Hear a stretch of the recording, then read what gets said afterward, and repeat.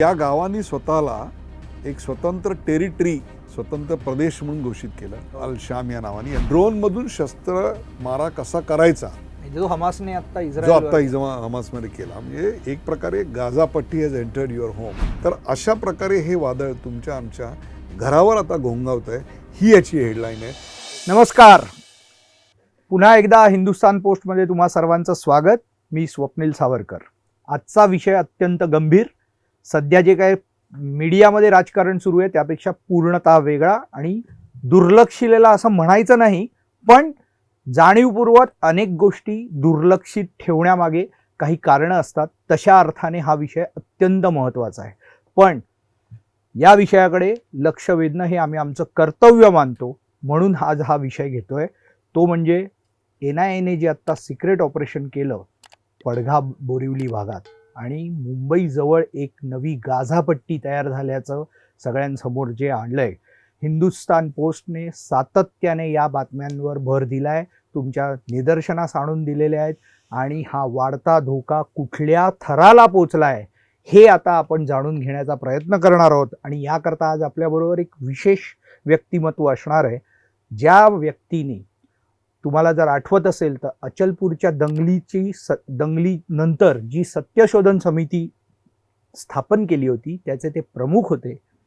मालाड मालवणीच्या प्रकार तुम्हा सगळ्यांना माहीत असेल, तिकडूनही सगळ्या हिंदूंना बाहेर काढण्याचे जे प्रकार झाले, त्या तिकडे ही जी एक समिती स्थापन झाली होती सत्यशोधक समिती, त्या समितीतही ते प्रमुख म्हणून त्यांनी काम केलेलं आहे. आणि डोनाल्ड ट्रम्प जेव्हा अमेरिकेचे राष्ट्राध्यक्ष होते आणि तेव्हा जे भारतात आले होते आणि तेव्हा दिल्लीत जी दंगल झाली होती, त्या दंगलीचा अत्यंत सखोल अभ्यास ज्या व्यक्तीने केला आहे, अशा व्यक्तीला आज आपल्यासोबत आम्ही खास आमंत्रित केलंय. आणि या पडघा प्रकरणावर, या नव्या गाझापट्टीच्या प्रकरणावर त्यांचा अभ्यास काय सांगतोय आणि त्यांचं निरीक्षण आणि त्यांचे इनपुट्स काय आहेत हे जाणून घेण्यासाठी आज आपल्यासोबत आहेत डॉक्टर उदय निरगुडकर. उदयजी, तुमचं स्वागत. नमस्कार. सर्वप्रथम हिंदुस्तान पोस्टने आपण व्यक्तिशः हा विषय हाती घेतलात आणि जी संवेदनशीलता, सूचकता दाखवली त्याबद्दल मी विशेष कौतुक करतो. कारण हा विषय माध्यमातल्या इतर अनेक बातम्यांच्या रगाड्यात तो काहीसा मागे पडलेला होता. मग ते जारंगे पाटलांचं आंदोलन असेल, कांद्याचं आंदोलन असेल, ऊसाच्या दराचं आंदोलन असेल, संसदेचं अधिवेशन असेल, विधानसभेचं 370 अधिवेशन, 370, हे सगळेच प्रकार होते. त्यामुळे कदाचित याला अपेक्षित अशी प्रसिद्धी आणि त्याचा परिणाम झालेला आहे. त्यामुळे आपण हे घेतलं त्याबद्दल सर्वप्रथम आपलं कौतुक. नाही, धन्यवाद. हे आपलं कर्तव्य आहे, मीडिया म्हणून आमचंही कर्तव्य आहे. मुख्य म्हणजे तुम्ही स्वतः मीडियाचा एक भाग आहात. अनेक वर्ष तुम्ही अनेक चॅनल्सचं मुख्य संपादक पद भूषवलेलं आहे. तुम्ही स्वतः आता अनेक समित्यांवर आहात, सरकारी समित्यांवर पण आहात. माझं तुम्हाला एक थेट प्रश्न विचारणं असं असेल की जेव्हा हे राष्ट्रीय सुरक्षेशी संबंधित असे प्रश्न जेव्हा असतात तेव्हा मीडिया म्हणून आमचा रोल कधी कमी पडतो, कधी जे आपण 2008च्या कसाबच्या हल्ल्याच्या वेळेला अनुभवलं, त्यानंतर मीडिया काय शिकलं हा एक भाग महत्त्वाचा आहे जो सर्वत्र दुर्लक्षिला जातो. आता या पडघा प्रकरणातही हाच प्रकार जाणवताना दिसतोय. एक छोटंसं शहरच, एक देश म्हणावा, अल शाम नावाने त्यांनी स्थापन केलेला होता आणि हे कोणाला माहीत नाही.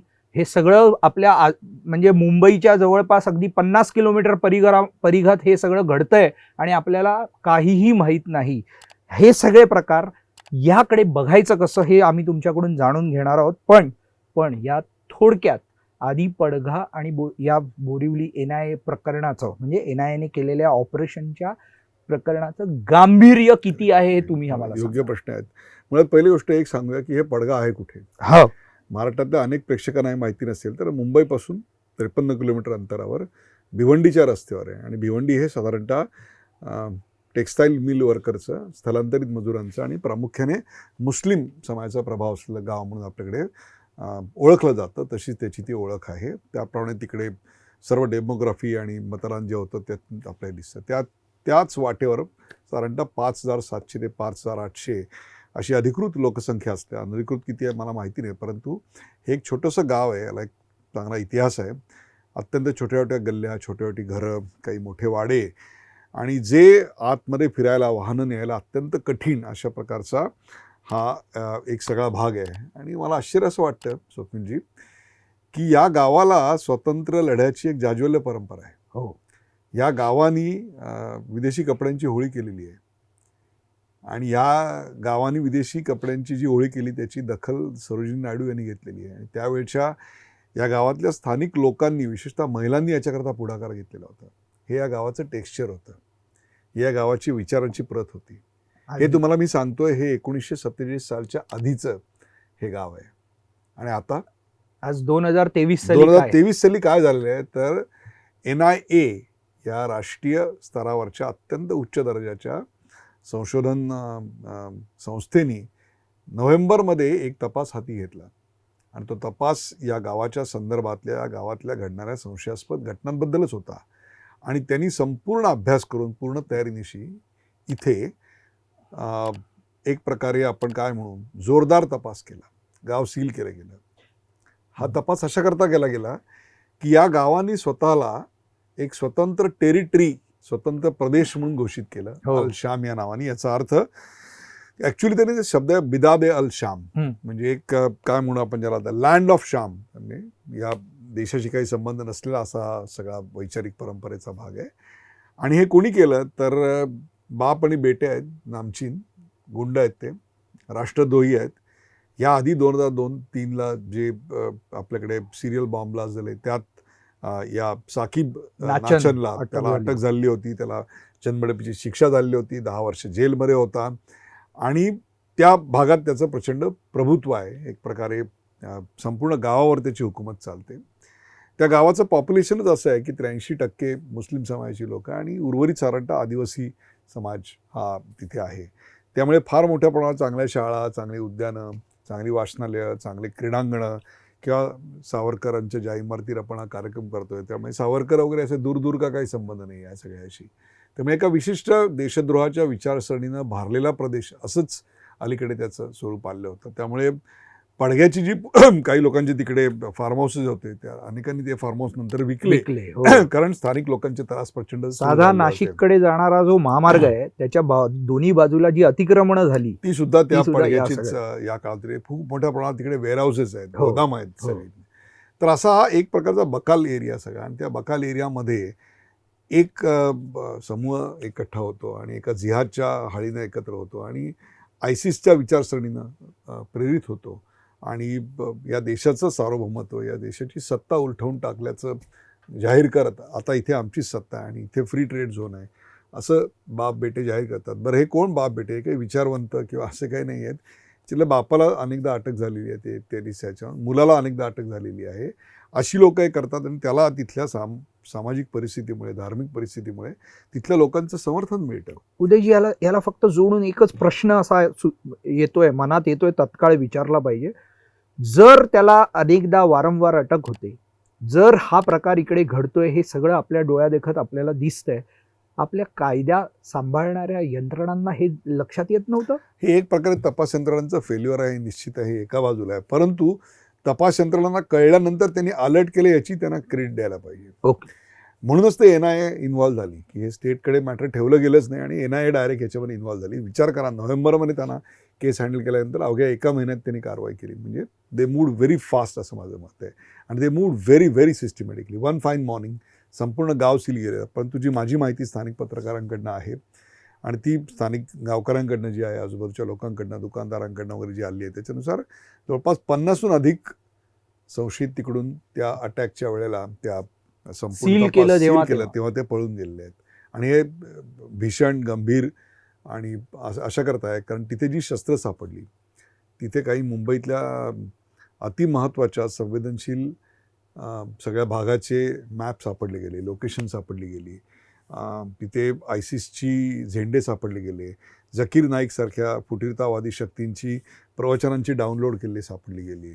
त्याच्यानंतर ड्रोनचं ट्रेनिंग तिकडे दिलं गेलं. आणि ड्रोनचं ट्रेनिंग कशा करतात? ड्रोन पकडले तर गेलेच, पण ड्रोनचं ट्रेनिंग कशा करतात तर ड्रोनमधून शस्त्र मारा कसा करायचा, जो हमासने आता हमासमध्ये केला. म्हणजे एक प्रकारे गाझा पट्टी हॅज एंटर्ड युअर होम. आणि ते किती होम तर मुंबईपासून हे 300-400-500 किलोमीटर, कुठे मराठवाड्याच्या एखाद्या इंटेरियर भागामध्ये नाही, तर हे मुंबईपासून 50 आणि ठाण्यापासून अवघ्या 15 ते 20 किलोमीटरच्या अंतरावर आहे. म्हणजे तुम्ही विचार करा की ज्या गावात महाराष्ट्राचे मुख्यमंत्री राहतात तिथे आहे. आणि हे कधी होतं आहे तर संसदेचं आणि विधानसभेचं अधिवेशन चालू आहे. 4 राज्यांच्या निवडणुकांचे निकाल झालेले आहेत आणि लोकसभेच्या निवडणुका 100 दिवसावर आल्या आहेत. आणि जगातलं सर्वात मोठं हिंदूंचं असं मंदिर, राम मंदिर, हे 22 जानेवारीला त्याची प्राणप्रतिष्ठापना होती आहे. अशा वेळेला अशा प्रकारच्या ड्रोन हल्ल्यांच्या तयारीचा इतका मोठा भांडाफोड, याची काय सुसंगती लावायची आहे प्रेक्षकांना तुम्हीच ठरवा की हे सगळं नेमकं काय चाललेलं आहे आपल्या देशामध्ये. आणि ही कारवाई जी झाली ती कारवाई NIAने केली त्याबद्दल त्यांचं कौतुक आहे. परंतु हे आपल्या बाजूला घडतं आहे याची जाणीव स्थानिकांना नव्हती. मग स्थानिकांना तेवढं बळ का नाही मिळालं? स्थानिकांना एवढं गलितगात्र कोणी केलं? त्यांच्यावर कोणाची नेमकी दहशत होती की त्यांनी पोलिसांना, तपास यंत्रणांना हे कळवलं नाही का? तपास यंत्रणांबद्दल तेवढा त्यांना आश्वासकता किंवा ट्रस्ट वाटत नव्हता? पोलीस यंत्रणांचं सुद्धा गुप्तचर विभागाचं एक प्रकारे अपयश म्हटलं पाहिजे. आणि ज्या व्यक्तींना वारंवाररित्या एकाच गुन्ह्यासाठी, ते म्हणजे देशद्रोहाच्या अशा गुन्ह्यासाठी, देशविघातक कारवायांच्या गुन्ह्याखाली अटक केली जाते, तेव्हा त्यांच्यावरचे जे कारवाया असतात त्या कारवायांकडे एका वेगळ्या नजरेनं पाहायला नको का? मी हे सगळं तुम्हाला अशा करता सांगतो की प्रेक्षक की this is not happening somewhere in गाझापट्टी ऑर एनिवेअर लाईक दॅट. हे सगळं तुमच्या दारात आज येऊन पोचलेलं आहे. आज इतकी भीषण परिस्थिती आजूबाजूला आहे की विशिष्ट समाजाचीच लोक फळं विकताना आम्हाला का दिसत आहेत? हे सगळं आता आपल्या दारापर्यंत आल्यामुळे याच्याकडे बघायचा दृष्टिकोन हा केवळ बघायचा, आता जो स्वप्नीलजींचा प्रश्न आहे हा केवळ बघायचा ठेवून चालणार नाही आहे. We have to be an active agent into it. आपल्याला या ठिकाणी भूमिका घेऊनच आता उभं राहावं लागणार आहे. निवडणुका 100 दिवसावर आहेत आणि 100 दिवसावर निवडणुका असताना कुठल्या प्रकारचा घातपात तुम्हाला घ्यायचा होता? अनेक प्रकारच्या प्रचारसभा इथे होणार आहेत. त्या प्रचारसभेत तुम्हाला काही करायचं होतं का? मग कोणाच्या प्रचारसभात तुम्हाला नेमकं करायचं होतं? अनेक महत्त्वाच्या VVIP नेत्यांच्या मुवमेंट्स इकडे होणार आहेत. त्या मुवमेंटमध्ये तुम्हाला काही करायचं होतं का? अनेक संवेदनशील देवळं आहेत तिकडे, अनेक संवेदनशील अशा प्रकारच्या सरकारी इमारती आहेत, काही लष्करी ठाणी आहेत आपल्याकडे, नौदलाची ठाणी आपल्याकडे आहेत, एअरफोर्सचं ठाणं आपल्याकडे आहे, आपल्याकडे रिझर्व्ह बँक आहे. नेमका काय विचार होता या मंडळींचा? यांच्याकडे कोणत्या प्रकारचे नकाशे सापडले? हे सगळं लक्षात घेता याच्याकडे आपल्याला एक NIAची आणखीन एक धाड म्हणून बघता येणार नाही आहे. ही काही एखाद्या सिनेनटाकडे त्यांनी बाथरूममध्ये लपवून ठेवलेले पैसे शोधून काढले इतकं हे साधं सरळ सोपं नाही आहे. तर हे यापेक्षा अधिक खोल आहे. झकीर नाईकची प्रवचन सापडतानाचा अर्थ काय आहे? मग ही सगळी तरुण मंडळी नेमकी पाकिस्तानला यापूर्वी जाऊन आलेली होती का? यापूर्वी ते अधिक ISISच्या कोणत्या अफगाणिस्तान वगैरे जाऊन आलेले होते? त्यांना काय प्रकारचं ट्रेनिंग दिलं होतं? त्यांच्या मागच्या 5-10 वर्षाच्या प्रवासाचा ट्रॅक रेकॉर्ड कोणी काढलेला आहे का? हे सगळे प्रश्न, तिकडे पासपोर्ट खोटे मिळवून द्यायची यंत्रणा अस्तित्वात आहे का? हे सगळे प्रश्न आता सर्वसामान्य माणसाच्या मनात निश्चितच पुढे येत आहेत. त्याची उत्तरं आपल्याला शोधायला हवी. याला अगदी अत्यंत तुम्ही जे आत्ता सगळं सांगितलं हे गांभीर्याने घेण्याची गरज आहे प्रत्येकानं. ही फक्त पडघा आणि बोरिवलीपुरता मर्यादित धाड नव्हती. जवळजवळ 44 ठिकाणी. यात आणखीन एक महत्त्वाचं, अत्यंत महत्त्वाचं केंद्र आहे ते म्हणजे पुण्यातलं कोंढवा. पुण्यातल्या कोंढवाची ही स्थिती ही अशीच आहे. जसं पडघा आहे मुंबईजवळ तसं पुण्यातलंच म्हणजे पुणे महापालिकेच्या हद्दीतलंच कोंढवा आहे. असे अजूनही अनेक कर्नाटकामध्ये पण ही कारवाई झाली. कर्नाटकात याच्यात चिंताजनक बाब अशी आहे की आतापर्यंत दहशतवादी कारवायात कोण साधारणतः हस्तक पण वापरले जायचे तर ही अशिक्षित अशी मंडळी असायची. एका विशिष्ट समाजापुरता हा विषय मर्यादित का होतो? आणि त्या समाजातले जर दहशतवादी सापडतायत, म्हणजे थेट बोलतो की मुसलमान जर दहशतवादी म्हणून पकडला जात असेल तर खबरी म्हणून पण मुसलमान असायला हवा किंवा पोलिसांकडे येऊन माहिती देणाराही माणूस त्यांच्यातलाच असायला हवा. हे होताना फार दिसत नाही. आत्ताच एक क्लिप होती, सर्व एका चॅनेल्सवर ही चालली होती काही काळ. ती म्हणजे जेव्हा हे तपासायला गेले तेव्हा तिकडच्या स्थानिक नागरिकांनी आणि त्या आरोपींच्या घरातल्यांनी कोणीही सहकार्य केलं नाही, दरवाजेही उघडले नाहीत.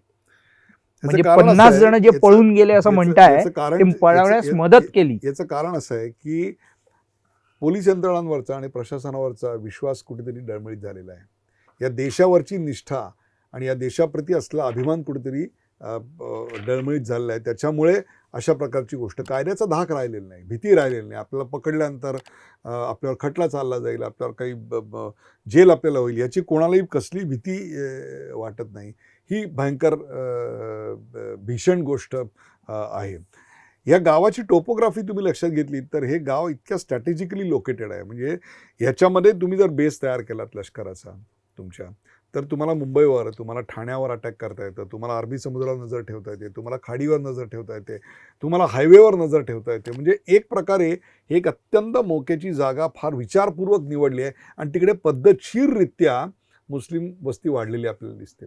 अचलपूरच्या दंगलीमध्ये काय, किंवा त्याच्या आधी मालवणी मालाडच्या इथल्या हिंदूंना जे तिकडे पलायन करायला लागलं आणि एक प्रकारे काश्मीरमध्ये जे घडलं पंडितांच्या बाबतीत, तसं तिकडे जैन आणि इतर सगळ्या हिंदूंच्या बाबतीत सगळं घडलं.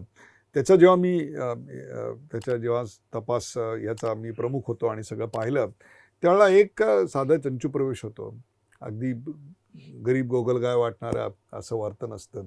मग हळूहळू एकाचे 2 होतात, 2चे 4 होतात. मग ते मग ते जागा चढ्या भावाने विकत घेतात. मग तुम्हाला आणि मग या सगळ्यानंतर जेव्हा एका विशिष्ट टप्प्यावर ते आल्यानंतर ते स्वतःच्या धर्माचं अस्तित्व दाखवायला लागतात. मग त्या धर्माच्या तिकडे आचरण चालू होतं. मग त्यांच्या प्रथा म्हणून मग तिकडे बकरा कापणं, अमुक तमुक सगळे प्रकार चालू होतं. मग धाकदपटशा दाखवून तुमच्या जागा बळकावायला सुरुवात होते. मग तुमच्या धार्मिक प्रथांना ऑब्जेक्शन केलं जातं, तुमच्या राष्ट्रीय सणांना ऑब्जेक्ट केलं जातं आणि अशा प्रकारे संपूर्णपणे मग तिथे धार्मिक स्थळं उभी राहतात. मला खोटं वाटेल, मालवणीमध्ये माझ्याकडे जिओ सॅटेलाईट त्याचे फोटो आहेत.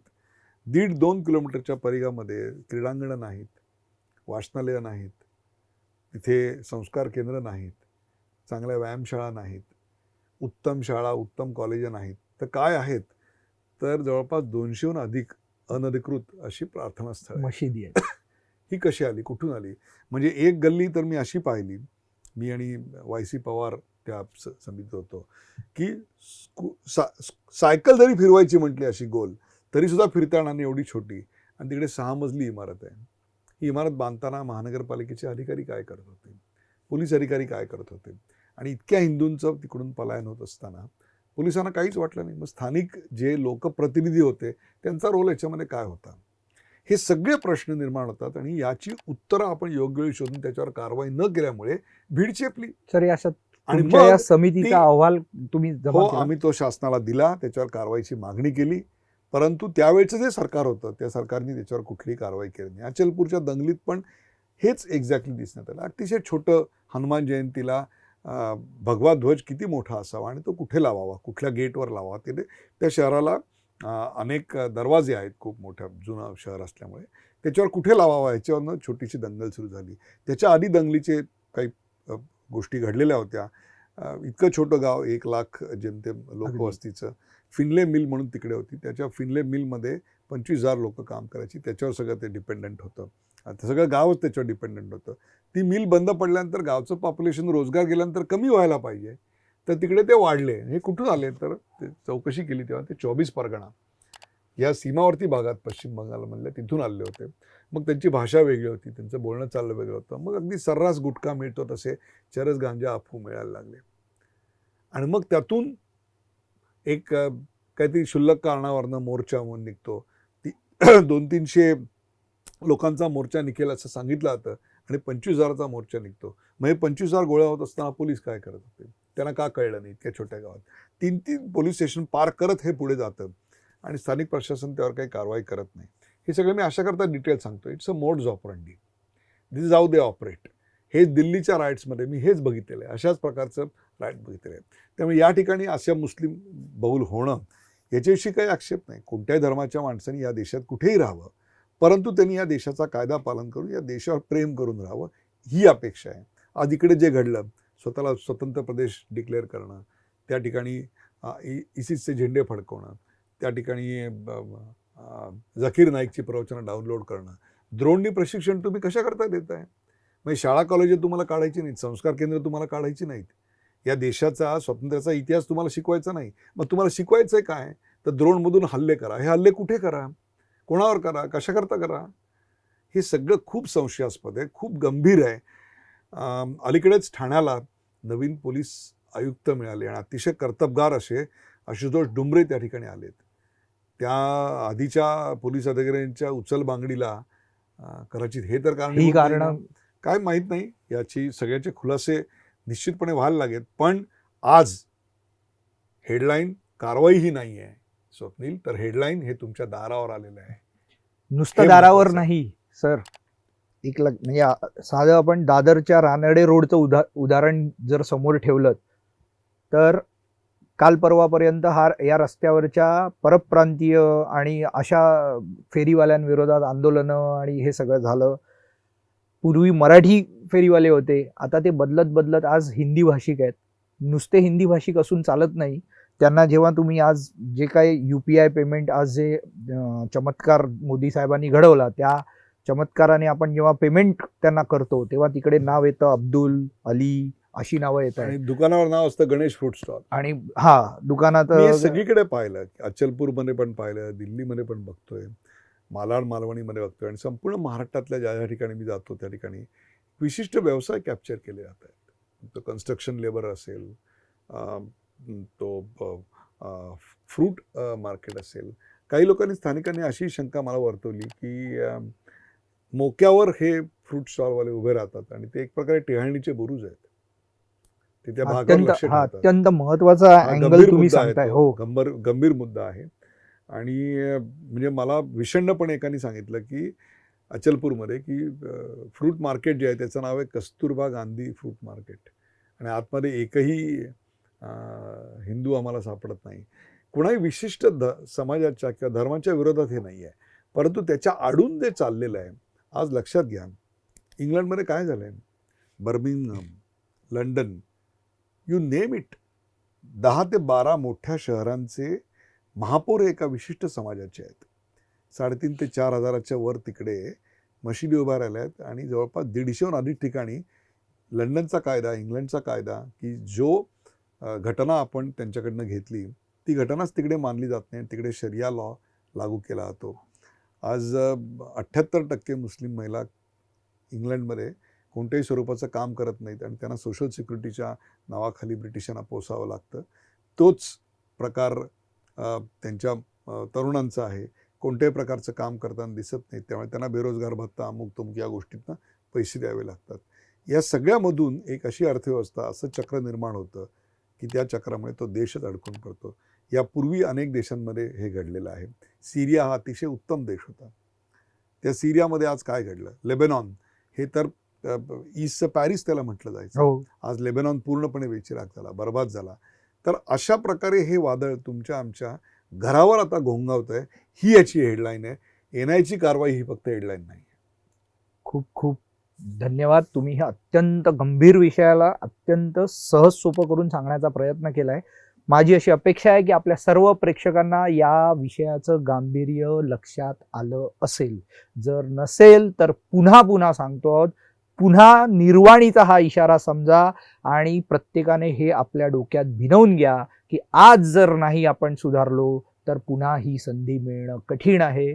खूप खूप धन्यवाद उदयजी. धन्यवाद. अत्यंत महत्त्वाच्या विषयाला आपण आज वाचा फोडण्याला मदत केलेली आहे. आणि माझी अशी अपेक्षा आहे की आपले सर्व नुसते प्रेक्षकच नाही तर आपले राजकारणी, मुख्यमंत्री साहेब सुद्धा या विषयाकडे स्वतःहून लक्ष देतील आणि याचा पुढे आपण योग्य ती कारवाई, नुसती कारवाई पुरतं नाही तर आपल्याला सुद्धा यात सहभागी व्हावं लागेल आणि या सर्व विषयाला नीट वाच्यता फोडली जाईल ही अपेक्षा. धन्यवाद.